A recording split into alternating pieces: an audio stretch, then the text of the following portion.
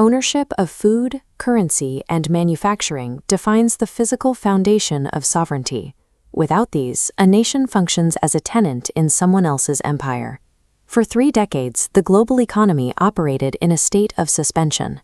This era of hyper-globalization treated physical location as a secondary technicality, moving wealth across borders in milliseconds. It was a world of money in the air, where digital packaging often carried more value than the tangible goods themselves. Prioritizing global efficiency over local resilience, supply chains stretched across continents to save fractions of a cent, accumulating massive friction. When pandemics and coercive trade hit, this illusion evaporated, exposing a fragile global grid. Nations discovered that digital supremacy is a facade when you lack physical control over basic needs. They were left with clumsy interfaces and empty shelves.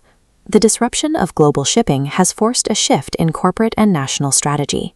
Boardrooms are now prioritizing an indigenous core, a foundation of assets with intrinsic integrity that exist independently of foreign servers or middlemen. The first pillar of this core is food security, the biological spinal cord of a nation. Since populations cannot survive on digital documents, the ability to produce calories is a primary requirement for any state. Relying on foreign corporate patents for seeds and fertilizers creates a gap in a nation's ability to maintain its own survival.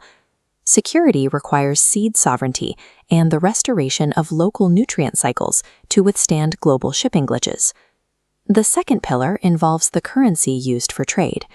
When a nation conducts internal business using a foreign medium of exchange, it transfers economic power to the issuer of that currency. This creates a wealth leak.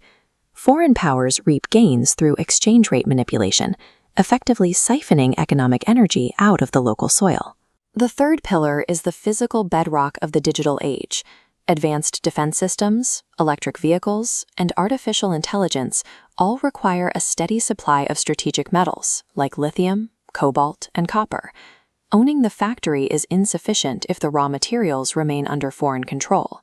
Without direct access to these elements, a nation remains dependent on a supply chain that a competitor can choose to restrict at any time. Manufacturing represents the fourth pillar. This is the primary link to science, where theoretical innovation is translated into physical reality. Outsourcing production leads to a loss of the source code for innovation. When a nation stops building, its designers lose their understanding of the hardware, resulting in products that lack functional integrity. Local manufacturing sustains a skilled labor force capable of maintaining and reinventing a nation's infrastructure during a crisis. This creates a sub-bureaucratic pulse of technical expertise.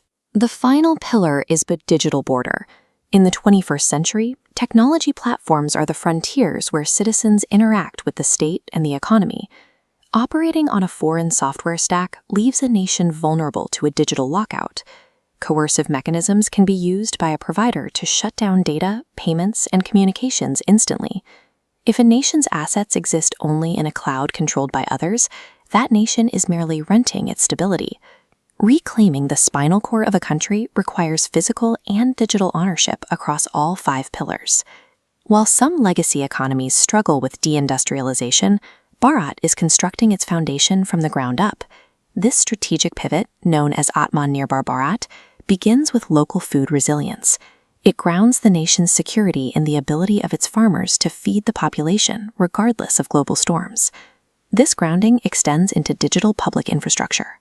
By developing the India stack and the unified payments interface, Bharat has established interface sovereignty over its own data and financial transactions. The anchor reaches into high technology sectors, including defense and space engineering. This ensures that the nation's most advanced systems are designed and built by a local workforce. Atmanirbhar Bharat is a strategy of national resilience. It ensures the state has the agency to function independently of global shipping glitches or foreign policy shifts. True sovereignty is the ability to survive any global crisis by owning the foundation upon which the people stand. This is the era of the sovereign anchor.